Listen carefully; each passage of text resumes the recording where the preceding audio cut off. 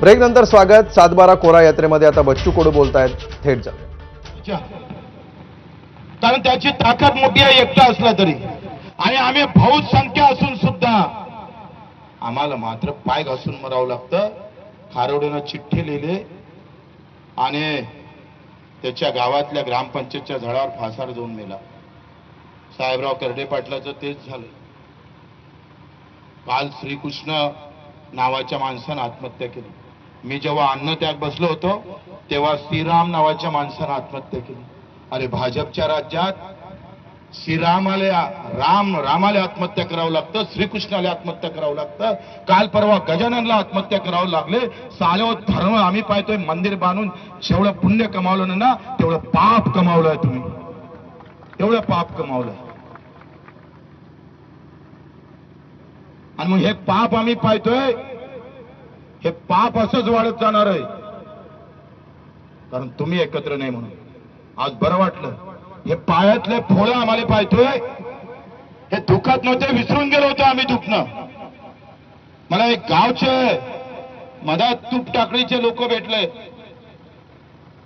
ते म्हणे आम्ही कधीच एकत्र नाही आलो म्हणे भाऊ. पहिल्यांदा म्हणे राष्ट्रवादीवाला इथं बसलाय, भाजपवाला इथं बसलाय, सेनेवाला इथं बसलाय, सगळ्या पक्षाचे लोक बसले आणि सगळ्या जातीतले लोक होते. बंडी बंजाराची आणि लाऊडस्पीकर अधिक कोणाचा, तिसरं जवन तिकडे धनगर बांधवाचं, असं सगळ्या जाती मिळून आमच्या यात्रेचं स्वागत करत होते. म्हटलं जितलो गड्या, जीत गए हम, जितलो आम्ही. तुम्ही असेच एकत्र राहिले पाहिजे भाऊ. काही अपेक्षा नाही आम्हाला. जाती जातीच्या नावानं भांडू नका. कारण हे वातावरण जेवढं चांगलं होईल तुमचं शेतकऱ्याचं म्हणून, तुम्हाला भांडणं लावणारी लोक इथं पैदा होणार आहे. चांगलं पिण्याचं पाणी तुमच्या नशिबी येऊ देणार नाही. मला तेच भीती आहे का आज आम्ही खाण्याला खाना लावून शेतकरी म्हणून लढतोय.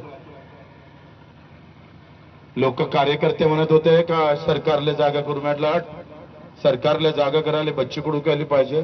माझा शेतकरी जागा झाला ना तर गावातला एक जरी गोम्या उठला तर साला सरकार जाग्यावर आल्याशिवाय राहणार नाही. त्याच्या बापाला जाग्यावर यावं लागत. पण तुमच्यातला आयब मोठा वांदा आहे. जाती धर्माच्या नावानं लय खेळवलं आम्हाला, लय खेळवलं. सगळी ताकदच आमची त्याच्यात मिळून टाकली. मी जे 20 वर्षाचा अभ्यास करतो ना भाऊ, त्याचं मूळ सत्यपाल महाराज नेहमी ते सांगतोय.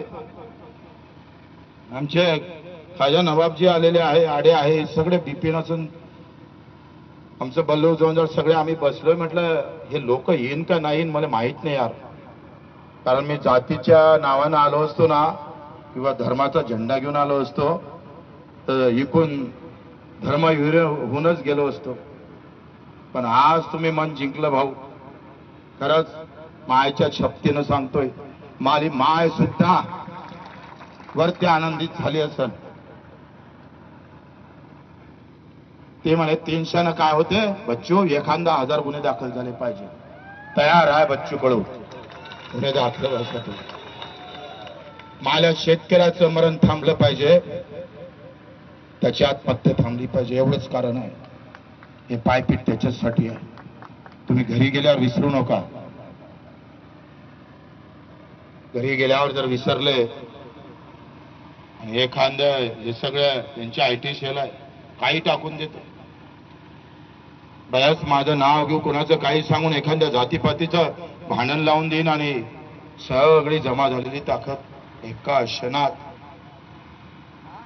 भिवंडीचे दंगल 5 रुपयात झाले होते भाऊ आणि 50 कोटीचं नुकसान झालं होतं.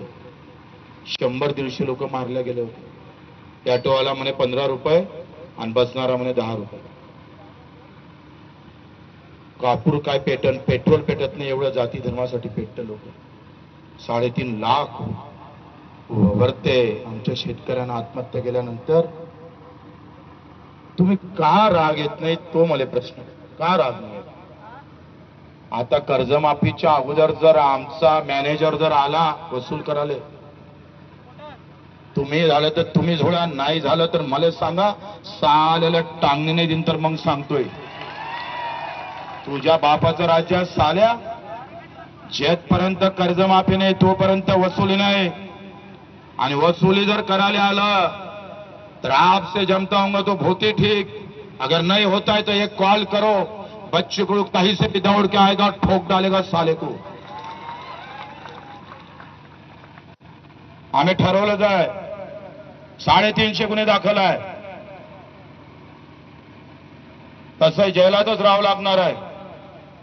मग अधिक 4-5 झाले तर काय मरतं का? काय फिकर नाही आम्हाला. म्हणून आम्ही फडणवीस साहेबाला सांगतोय, हलक्यात नका घेऊ शेतकऱ्याला. तर बच्चू कडूंच्या या आंदोलनावर आपली नजर राहील. पुढे जाऊया. पुढची बातमी आहे पुण्याहून. पुण्यातील सावित्रीबाई फुले विद्यापीठामध्ये सुरू असलेलं विद्यार्थ्यांचं आंदोलन 2 दिवसांसाठी स्थगित करण्यात